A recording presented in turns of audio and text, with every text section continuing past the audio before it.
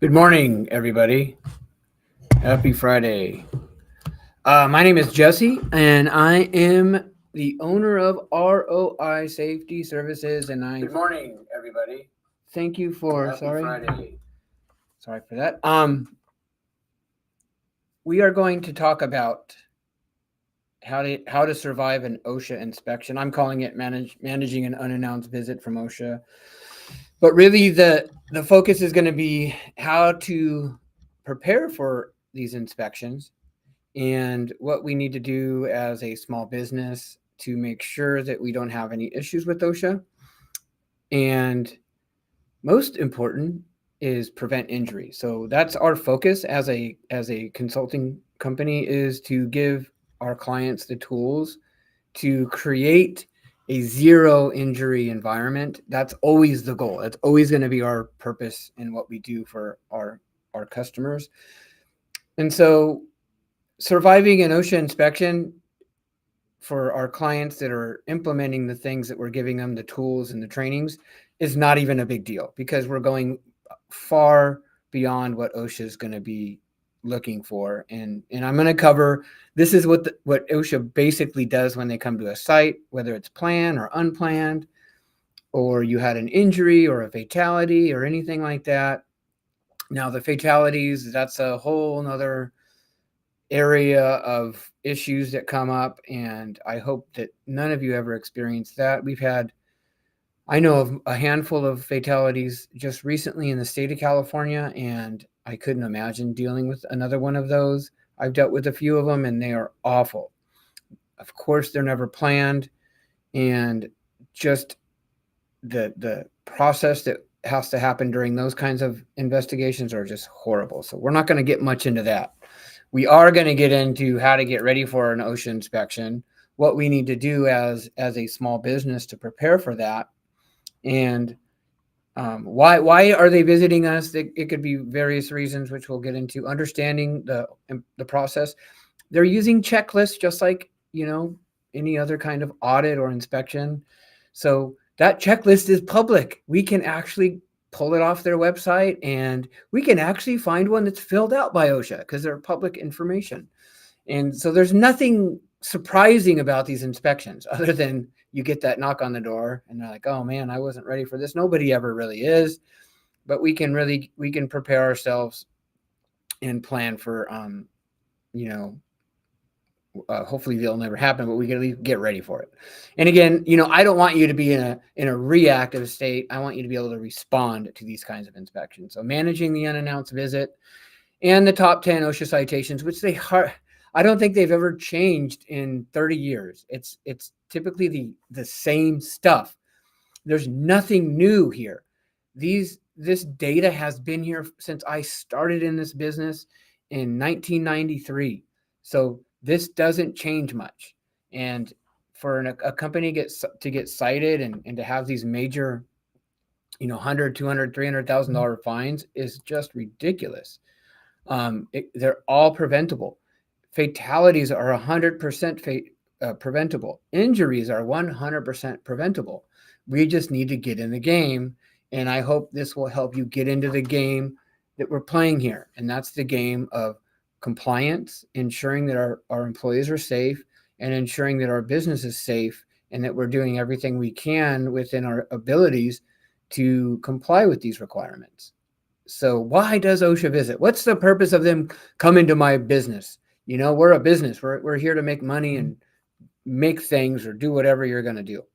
So imminent danger. If they see something or get a report that, hey, someone could potentially die here, or there is some sort of issue where I've heard many OSHA inspectors say that they were just driving down the street and they looked over and they saw somebody 3 stories up on some scaffolding that wasn't secured properly and they didn't have any fall protection on.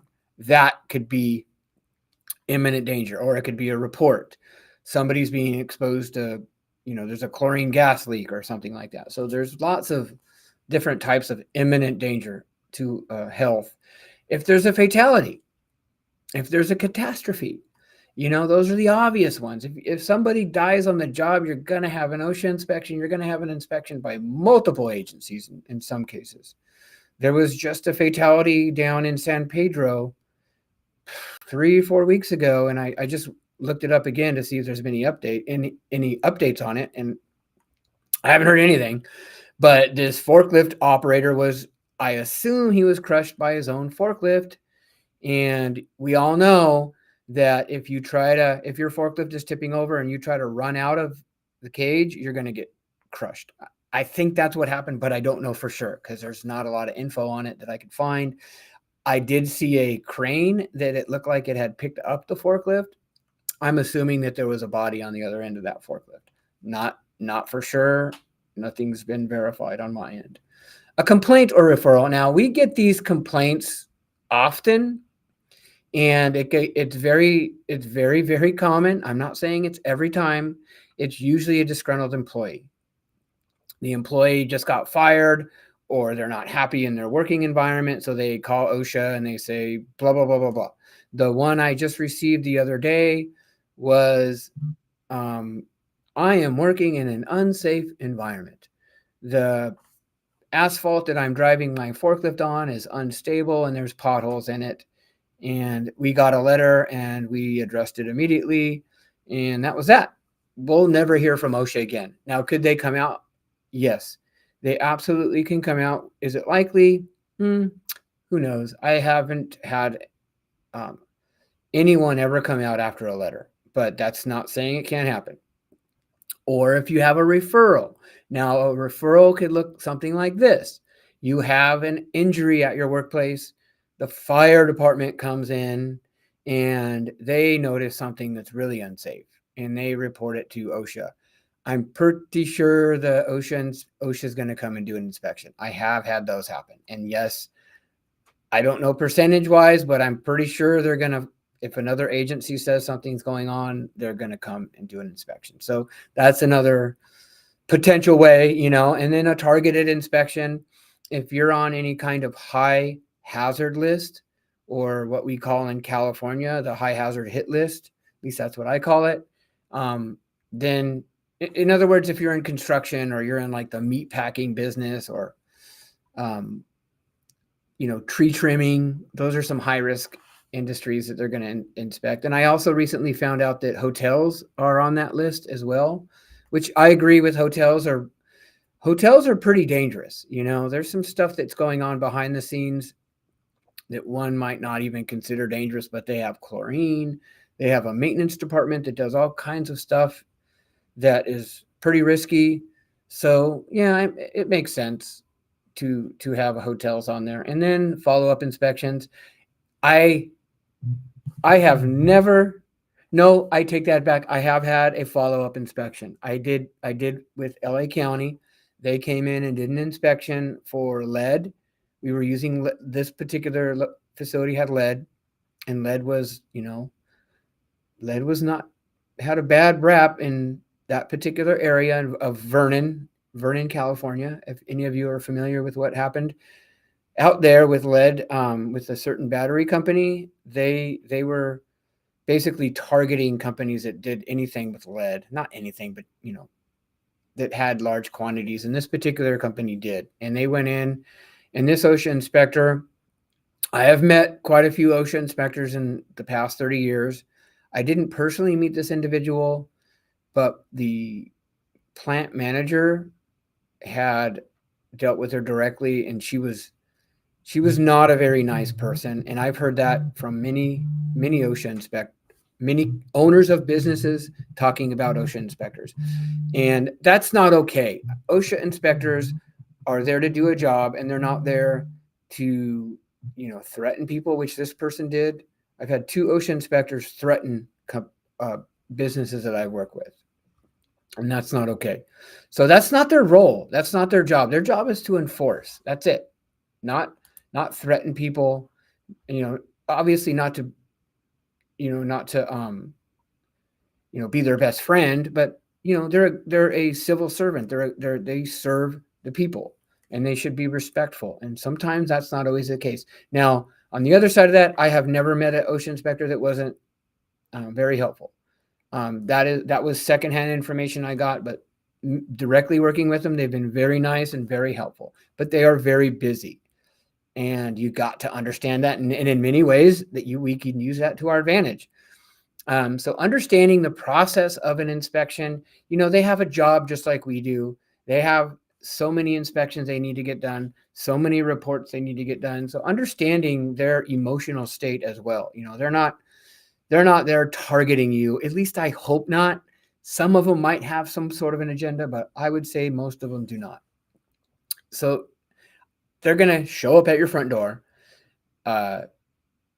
present some kind of identification. I think today it's usually a business card or some kind of badge.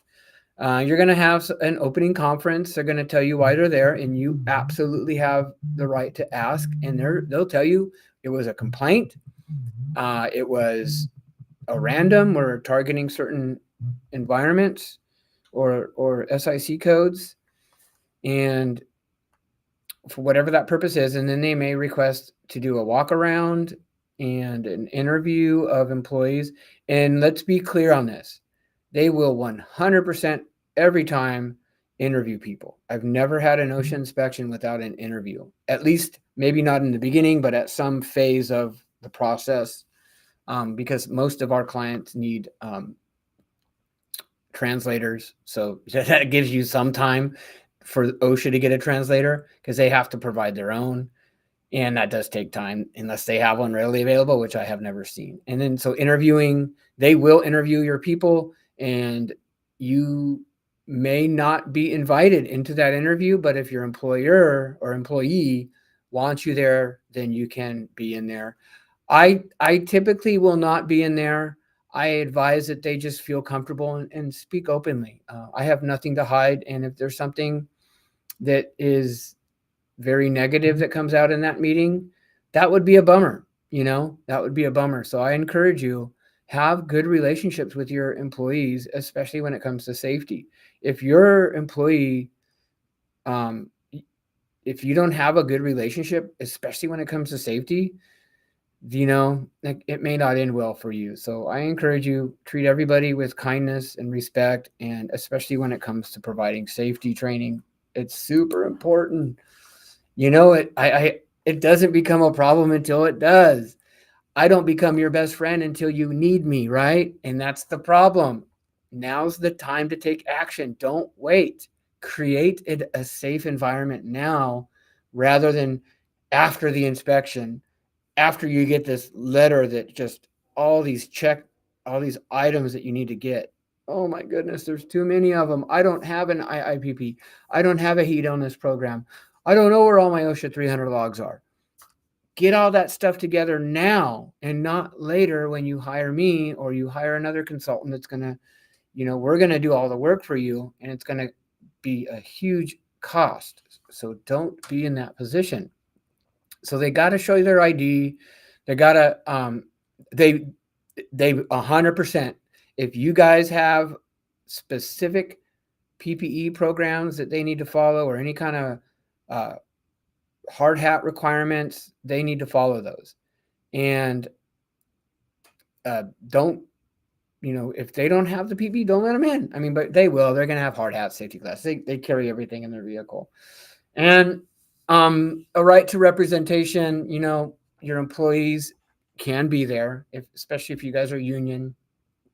And those are some things that we need to consider. If you're a union shop, you may have specific types of union or policies and procedures for that. So if you are a union shop, I believe you do have to have your union rep with the inspection, especially if your union did call OSHA. I have been on a couple inspections where the union had called OSHA, and the union told the employer that we are going to call OSHA. So everybody knew they were going to be there, and they showed up. and we did the inspection. Now, the opening conference can be held in your lunchroom, break room, wherever you guys need to manage it at. Now, they will ask the basic, what do you do? What are some do you have the main thing, the primary thing is, do you have your OSHA 300 logs? You present that to them. If you don't have them, then they're going to give you a checklist. They're probably going to give you a checklist anyways, but you gotta, the more you give them during the initial inspection, the easier the process will go. If you don't have those ready, if you don't have your IIPP or your safety manual, if you don't have training records, proof of workers' comp insurance, write-ups for your employees, training records, those are all records that you should readily have available to be available anytime. It's required. You must have them available, because if you don't, they're going to assume you probably don't have them, and they may start digging more. I would every time I would. So they're likely to ask for these files, very likely. And the inspector will list the scope of the inspection. I'm here because of a random, or you had a complaint that we thought was valid enough for us to come and do the inspection. All of those things are possible. The walk around, I do strongly encourage you to walk around with a camera and take pictures of everything that they take pictures of. If you could fix something, fix it. So in a perfect world, during an OSHA walkthrough, I would want the owner, the plant manager, the maintenance manager, and if that's all one person, and you could start fixing things right away, if there's an issue with machine guarding, and you could fix it right away. Now, that does not mean that you will not get a citation. You will, but at least you'll have it fixed before they leave, and they'll note that in their citation, and it will help with how they categorize your final report, because it could be as serious if you didn't fix it. And so there's other things that go on once they send out the initial inspection report. It's a whole process. So the inspector decides the course of the inspection. You shadow them, correct anything, and take pictures, because you want to make sure that you're getting all the same information as they are. Now, again, remember, they're going to be going to multiple sites that particular day, and the more pictures you have, they have the same kind of mind we do. They can forget things, they can remember things differently, and get things confused. So we want to hold them accountable. I have had multiple inspectors cite the wrong standard, cite it out of context, and do various things that I was like, are you sure you were in the right place? So holding them accountable is very important. You can dispute these citations, and every one of them I've succeeded in getting them removed because they were completely out of context. Most recently was with the silica standard. So OSHA will most likely conduct interviews, several people in several different languages. So provide an area for them to do that. They shouldn't take long. They are pretty quick about doing these, and they will ask them a lot of open-ended questions. Do you feel this is a safe environment? Could be one. I don't know. Are you required to wear personal protection equipment? And and if they say, no, but we want to wear it anyways, those are the answers that we fear, because we do require it. Maybe the employee remembers it differently. So there's always that risk. That is a wild card in every situation. We never know what the employees are going to say. So the more training we have, the more likely that the employee will remember things more accurately. Does that make sense? I hope that makes sense. It's like, these are things we could do right now. If your people understand, yeah, we got a safety program. Yeah, every time I go out that back door into production, safety glass, hard hat, and steel toe shoes, every time. It says right there on the door. Of course we follow it. And they say it with confidence, and hey, they're going to not even question the validity of that. Now, once you do the walkthrough, the inspector reviews everything, and they may come up with, they may do some additional phone calls. They might even have an industrial hygienist come out later, and that's when it can get pretty sketchy. So we don't want that to happen. And then up to 6 months to issue citation and propose penalties. And this is a long process. Nothing happens overnight. Everything, of course, unless there's an immediate danger. But typically, I would have to say the average length from inspection to closure and paying the citations, it definitely takes up to, in some cases, up to a year. So it's a long process. Now, the closing conference is basically going to go over what they found potentially, and there may be more findings. There could be more findings later on, and how to manage it, how to fix it, and they're very helpful with fixing the problems. I have never had an inspection where they were stonewalling or being evasive over the citation. Well, except for one. I had a younger inspector. He was a bit challenging. He was very new at this, and he was very difficult to deal with. But I would say 9 out of 10 times the inspectors are going to be, they're going to be seasoned inspectors. They know how to fix these problems, or they know how to communicate to help you fix these issues. So hopefully if you ever have an inspection, that will be the case. So after the closing conference, the inspector they'll put the findings together, determine the validity of the finding, any proposed penalties. They'll send out a letter. You have 15 days to contest. And so this is a whole nother process, and it's spelled out quite clearly in the initial letter. If you have an inspection, follow exactly what it says that you need to do. Posting up the sign. If you need to dispute anything, there's very, very clear guidelines on how to do that. So if you have one that you're going to contest, wherever you're at, whatever state you are, they should be similar, but in California, they do things a little different here. Everything is spelled out clearly. So read that letter carefully, because it's a little different, and sometimes it could be tricky. Now, California uses, I think, some database called OASIS or something like that to dispute these citations. And that's a whole nother process. So there's a lot of different things that can happen specifically in California that are confusing when it comes to managing these. So I am certain that the letter you get, the letters are very clear on how to handle them appropriately. So if you need help with that, reach out to somebody, a consultant. I'm not so sure workers' compensation.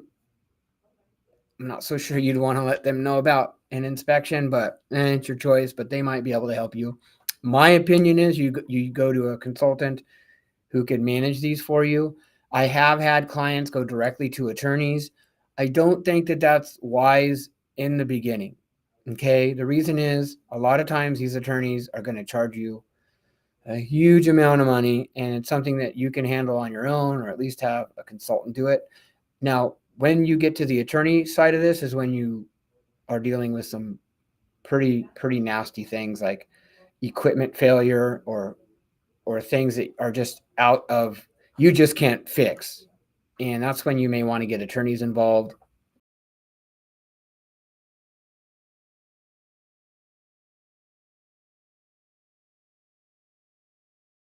Up to it, I would, and that you reevaluate that, maybe reach out to a consulting firm. That's what I suggest. There's lots of different ways you could manage it, but rushing to an attorney may not be the best idea initially. So we want to make sure that we're doing all the right things. So, all right, so let's move on. Oh, let me skip. I skipped one. Now, preparing for, so that's the inspection process. It's pretty easy to manage. I'm sure you guys have had other inspections that they're very similar. As I mentioned earlier, I would like to see everybody get into a position where they're going to respond with intent. So we know exactly what they're going to be looking for. We're going to be prepared for that. So how do we get there? My advice is that you have a safety program, that you have a safety manual or an IIPP, whatever you call it in your state, and it be site specific. If you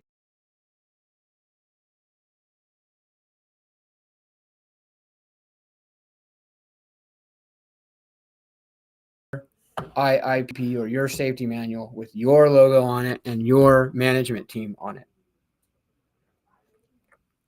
Every time I go into a customer's site and do an inspection and request their safety manual, they're usually 2 inches thick, and 90% of the items on that in that manual don't have anything to do with them. A lot of these manuals have confined space on there, and nobody does confined spaces at that location, or various other types of programs, that just don't apply to them. So we know it's not a site specific program. So let's make it our own. Let's create a safety culture that, is going to be proactive.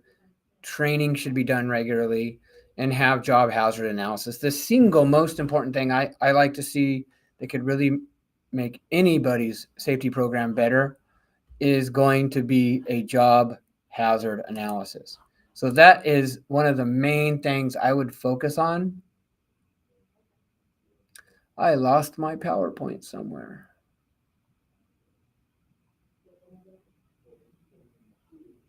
Huh, it just disappeared.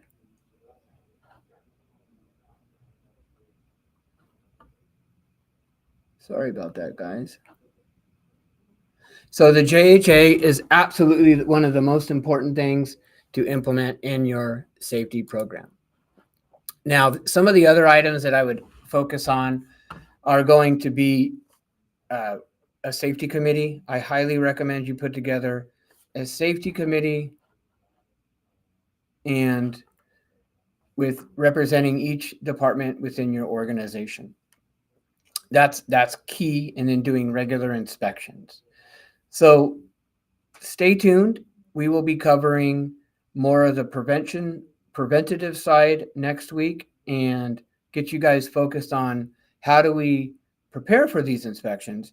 What can we do within our organization to make it more robust, and not even, or be in a position where we don't even have to worry about OSHA coming in? That's really where we want to be. And I can tell you without a doubt, most of our clients can get through an OSHA inspection quite successfully. Now, as for the walkthrough, I don't know. You can go to any company in the U.S. and do a walkthrough and find HAZCOM issues, housekeeping issues, maybe some machine guarding issues. Those are all very common, and I don't care where you go. We can go to Boeing, Toyota, any of those bigger companies, and find those kinds of items. But typically, you're going to have good programs.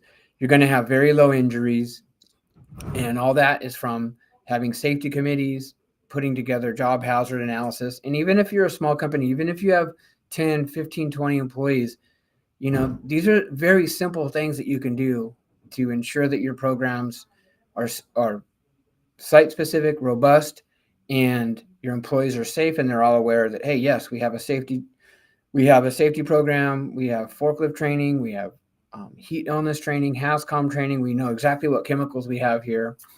We know how to report injuries. So these are all things that we can put together in advance and not afterwards. Now, this concludes our first of 4 training sessions we're going to be doing. So I hope each of you got something out of this, and give me some feedback in the comments, or you can call me directly at 714-520-1608. You guys have a blessed weekend, and I